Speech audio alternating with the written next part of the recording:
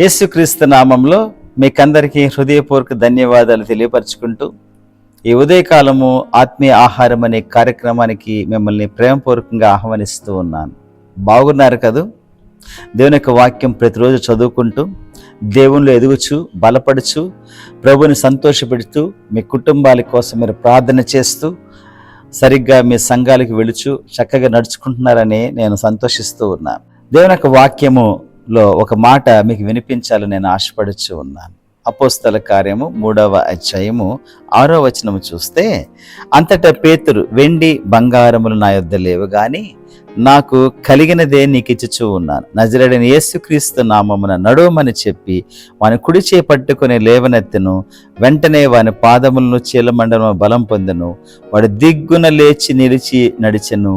నడుచుచు గంతులు వేయుచు దేవుని స్తుతించుచు వారితో కూడా దేవాలయంలోనికి వెళ్ళెను. ప్రియ సోదరి సోదరుడా, ఇక్కడ ఒకటి చక్కగా ఆలోచన చేయవలసింది మనవి చేస్తూ ఉన్నాను. ఒక భిక్షగాడు మరి అడుక్కుంటూ ఉన్నాడు దేవాలయంలో. అయితే పేతురును యోహాను ఆ టైంలో అలాగే వెళుచు ఉన్నప్పుడు తేరి వారి వైపు చూసినప్పుడు పేతురు అంటాడు, వెండి బంగారాలు నా యొద్ద లేవు, నాకు కలిగినది నీకు ఇస్తూ ఉన్నాను అన్నాడు. ఏం కలిగి ఉన్నాడు? అదే నా ప్రశ్న. వాట్ ఈస్ ఈ హ్యావింగ్? నేను కలిగి ఉన్నాను, నాకు కలిగింది నీకు ఇస్తూ ఉన్నాను. ఇదే పేతురు ఒకానొక దినాన యేసు ప్రభు వారు ఈ యొక్క భూమి మీద ఉన్నప్పుడు, వాళ్ళతో పాటు మీ శిష్యులందరూ ఉన్నప్పుడు పేతురు ఒక మాట అడుగుతాడు, ప్రభువా, అన్నీ విడిచిపెట్టి మిమ్మల్ని వెంబడిస్తూ ఉన్నాము కదా, మరి మా సంగతి ఏమిటి? మాకేం లభిస్తుంది అన్నట్టుగా అన్నాడు, మాకేం కలుగుతుంది అన్నట్టుగా అన్నాడు. ప్రభు అన్నాడు, మీరందరూ కూడా సింహాసనం మీద కూర్చొని 12 గోత్రాలకి మీరు తీర్పు తీరుస్తారని చెప్పాడు. అయితే ఇప్పుడు చూడండి, వాళ్ళు ఇంకా చనిపోలేదు, వాళ్ళు ఇంకా కూడా మహిమలోకి వెళ్ళలేదు.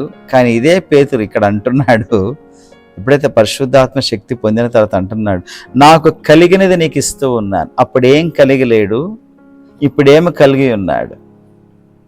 సోదరి సోదరుడా, దేవుణ్ణి నువ్వు నమ్ముకున్నట్లయితే, దేవుని ఆరాధించేటువంటి వ్యక్తివైతే, దేవుని యొక్క వాక్యాన్ని ప్రతిరోజు నువ్వు చదువుతూ దేవుని ఎదుగుచూ ఉంటే ఏం కలుగుతుందో తెలుసా నీకు? దేవుని యొక్క కృప కలిగి ఉంటావు నువ్వు. You have the grace of God. దేవుని యొక్క కృప నిన్ను చక్కగా నడిపిస్తుంది. ప్రతి కష్టాల్లో కూడా నిన్ను ఆదరిస్తూ ఉంటుంది. అంతేకాదు, నాట్ ఓన్లీ దేవుని యొక్క కృపే కాదు, దేవుని యొక్క వాక్యము కలిగి ఉంటావు నువ్వు, దేవుని యొక్క శక్తిని కలిగి ఉంటావు నువ్వు, పరలోక సంబంధమైన ప్రతి ఆశీర్వాదాన్ని కలిగి ఉంటావు ఈ భూమి మీద నువ్వు. అటువంటి దివ్యమైన శక్తితో దేవుడు నిన్ను సంధిస్తాడు. ఎంత ఆస్తిస్తాడో తెలుసా? పరలోకపు ఆస్తి ఈ యొక్క లోకం ఇచ్చే ఆస్తి కన్నా చాలా గొప్పది.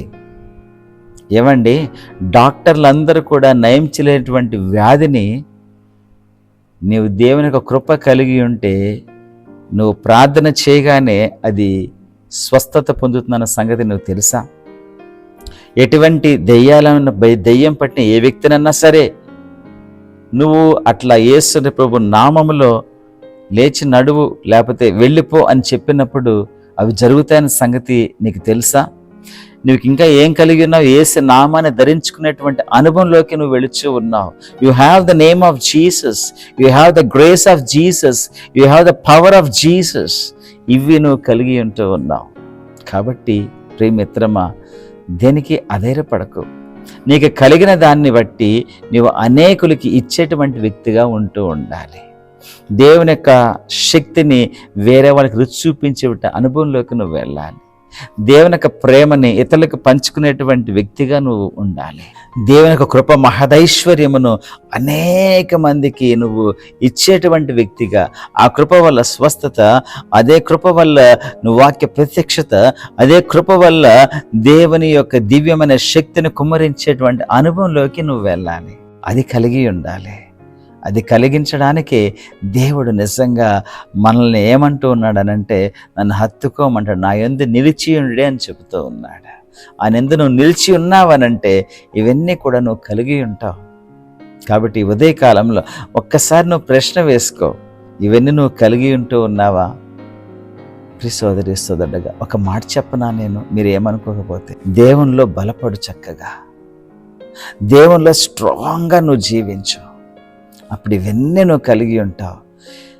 నీకు మేలు కలగడమే కాకుండా ఇతరులకు కూడా నువ్వు మేలైన జీవితాన్ని వాళ్ళకి అందించగలవు. పేతురు ఒక మాట అన్నాడు, ప్రభువా ఇదిగో రాత్రంతా శ్రమపడ్డాం కానీ ఏమీ పట్టలేదు, కానీ నీ మాట చొప్పున నిన్ను వలవేస్తానని చెప్పినప్పుడు విస్తారమైన చేపలు పట్టాడు. తనకే కాదు, వేరే వాళ్ళకు కూడా సంజ్ఞలు చేసి వాళ్ళ యొక్క దోని కూడా నింపాడు. Not a blessing to you, నీకోసమే కాదు ఇతరుల కోసం కూడా నువ్వు జీవించేటువంటి అనుభవంలోకి వెళతావు.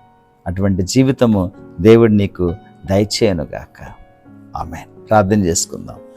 ప్రేమగల మా దేవ, కృపగల మా రక్షక, మీకు వందనాలు, స్తోత్రాలు నాయన.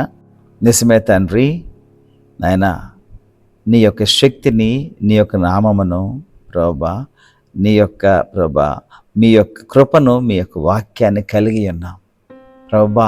వీటితో ప్రభా అనేక మందిని ఆదరించడానికి మా జీవితాల్లో కూడా ప్రభా మీ మేలు కలిగి ముందుకు సాగిపోయేటువంటి కృపను మాకు దయచేస్తున్నందుకు కూడా మీకు వందనాలు, స్తోత్రాలు. మా శ్రోతలు ఎవరైతే ఇవి కలిగి ఉండలేదో నాయన, వారిని నింపండి ప్రభా. మీ ఆత్మ నింపుదల వారికి దయచేయండి. మీ మేలులతో వారిని కప్పండి ప్రభా.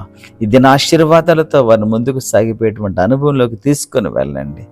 ఎవరు ఏ విషయంలో అయితే బాధపడుతున్నారో ఆ బాధ నివారింపజేసి నాయన మీ ప్రసన్నతతో, మీ ప్రభావంతో, మీ మహిమతో నింపవలసిన వేడుకుంటూ ప్రభా చక్కటి జీవితాన్ని వారికి అందించవలసిందిగా విన్నవించుకుంటూ, ఈ సమయంలో వారు ఏమైతే కోరుకుంటూ ఉన్నారో, ఏమైతే ప్రార్థన చేస్తున్నారో అది వారికి దయచేయవలసిందిగా మనవి చేసుకుంటూ యేసుక్రీస్తు నామములో అడిగి వేడుచు ఉన్నాము తండ్రి. ఆమేన్. ప్రియ సోదరి సోదరుడా, thank you for watching this session. మీరందరూ కూడా మరొకసారి విన్నవిస్తూ ఉన్నాను, దయచేసి సబ్స్క్రైబ్ చేసుకోండి. అలాగే ఇతరులకు కూడా పరిచయం చేయవలసిందిగా మనవి చేసుకుంటూ ఉన్నాను. Thank you. God bless you all.